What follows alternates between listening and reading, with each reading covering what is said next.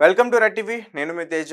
నిన్న నైట్ మూసాపేటలో ఒక పబ్ పైన ఎస్ఓటి పోలీసులు దాడి చేశారు. సనత్ నగర్కి సంబంధించిన పోలీసులు 12 ఆ టైంకి అక్కడికెళ్ళి కొంతమంది అమ్మాయిల్ని పట్టుకున్నారంటూ కూడా ఒక న్యూస్ వెలుగులోకి రావడం జరిగింది. సో అంటే ఈ పబ్ వచ్చేసి మూసాపేట్ లక్ష్మీకళ థియేటర్స్ పక్కనే ఉంటుంది. Ever green restaurant and bar అనే ఒక పేరుతో ఉంటుంది. సో అంటే లోపల పబ్ ఉన్న విషయం ఎవరికీ తెలీదు. బయటికి రెస్టారెంట్‌లా ఫ్యామిలీ రెస్టారెంట్ లాగా రెస్టారెంట్ అండ్ బార్ లాగా అలాగే కనిపిస్తుంది. కానీ అక్కడ ఎప్పటినుంచో కూడా పబ్బు నడుస్తుంది. ఈ విషయం చాలా మందికి తెలీదు.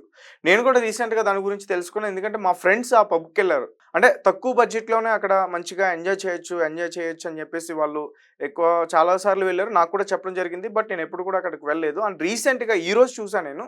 అంటే పబ్ పైన అటాక్ చేశారు. ఇంతమంది అమ్మాయిలు దొరికారని చెప్పేసి ఆ న్యూస్ చూడగానే అతను షేర్ చేసుకున్నప్పుడు అతను చెప్పాడన్నమాట. ఈ పబ్‌కి మేము వెళ్ళాం. ఇంతకుముందు ఎళ్ళొచ్చేవాళ్ళం ఇదే పబ్‌కి అని చెప్పేసి. అంటే ఒక చిన్న రెస్టారెంట్‌లా కనిపిస్తుంది.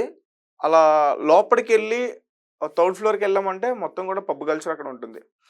పబ్ కల్చర్ అంటే సాధారణంగా మనకు తెలిసిందేంటంటే నార్మల్‌గా పబ్‌లో అమ్మాయిలు, అబ్బాయిలు ఉంటారు. డీజే ఉంటుంది. మంచిగా సాంగ్స్ ప్లే చేస్తారు. డ్రింక్ చేస్తూ అందరూ కూడా తాగుతూ ఎంజాయ్ చేస్తారు. డాన్సులు చేసుకుంటారు. సో అంటే ఇది పబ్ కల్చర్ నార్మల్‌గా దాని గురించి మాట్లాడుకోవాలంటే. ఇలాంటి పబ్ కల్చర్ హైదరాబాద్‌లో చాలా ఉన్నాయి. ఇటు జూబ్లీ హిల్స్‌లో గాని, బంజారా హిల్స్‌లో గాని, ఎల్బీ నగర్‌లో గాని, మాదాపూర్‌లో గాని, కొండాపూర్‌లో గాని మొత్తం కూడా ఈ పబ్ కల్చర్ అనేది ఉంది.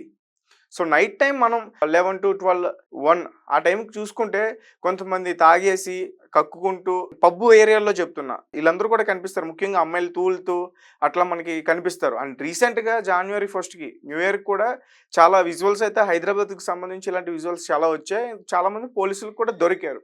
అండ్ అంటే ఈ పబ్ పైన ఎందుకు అటాక్ చేశారు? 12 ఆ టైంలో ఈ పబ్ పైన ఎందుకు అటాక్ చేశారు?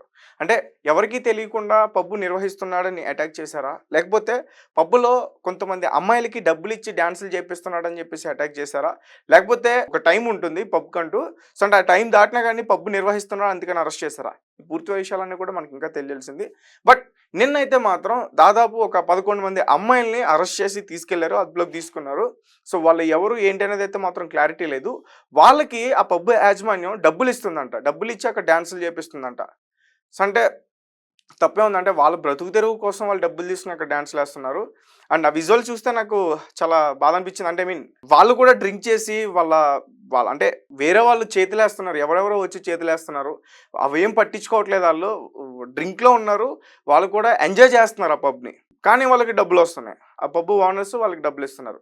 సో, మొత్తానికైతే ఈరోజు మేము ఆ ప్లేస్‌కెళ్ళాం. సో, స్టార్టింగ్‌లో ఫ్యామిలీ డైనింగ్ సెక్షన్ ఉంది. అండ్ సెకండ్ ఫ్లోర్‌లో బార్ అండ్ రెస్టారెంట్ ఉంది. థర్డ్ ఫ్లోర్‌కెళ్తే పబ్ ఉంది. ఈరోజు ఆ పబ్‌ని మొత్తం క్లోజ్ చేశారు. దానికి సంబంధించిన విజువల్స్ అన్నీ కూడా మేము తీసుకొచ్చాం, సేకరించాం. పక్కన ప్లే చేస్తాం. ఒకసారి మీరు కూడా చూసే ప్రయత్నించండి. అండ్ ఫోర్త్ ఫ్లోర్ ఎళ్ళేసరికి ఓపెన్ బార్ అండ్ రెస్టారెంట్ ఉంది. సో, అంటే ఎందుకు ఈ విధంగా ఈ మధ్య కాలంలో చూసుకుంటే ఎక్కువైపోతున్నాయి.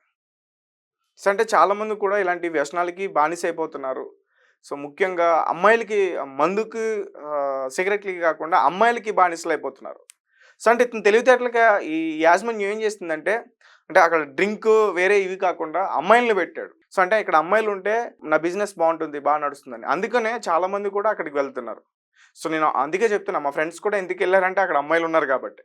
సో, అంటే వాళ్ళకి దాదాపు రోజుకి 5,000 నుంచి వరకు 10,000 వరకు కూడా డబ్బులిస్తారంట. ఒక రోజుకి 11 మంది అమ్మాయిలు.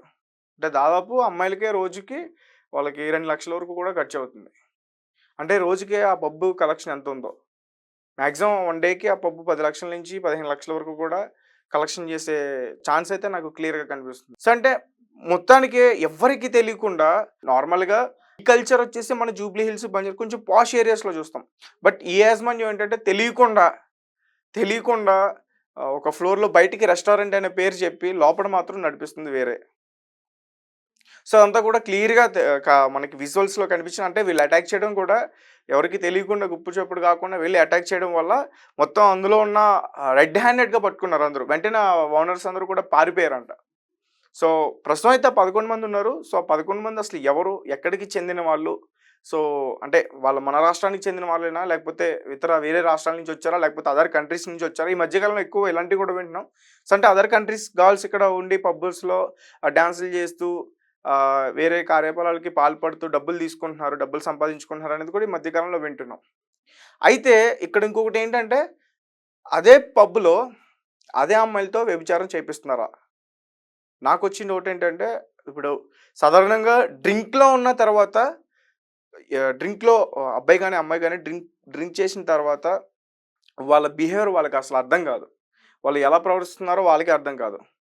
సో, నాకైతే ఏమనిపిస్తుందంటే వాళ్ళు ఖచ్చితంగా ఏదో అక్కడ చేస్తున్నారు. మరి ఇన్ని రోజుల్లో అక్కడ ఎందుకు అటాక్ చేయలా? దాదాపు ఇది పెట్టి చాలా రోజులవుతుంది. మా ఫ్రెండ్స్ కూడా వెళ్ళి ఒక 6 మంత్స్, 7 మంత్స్ అవుతుంది.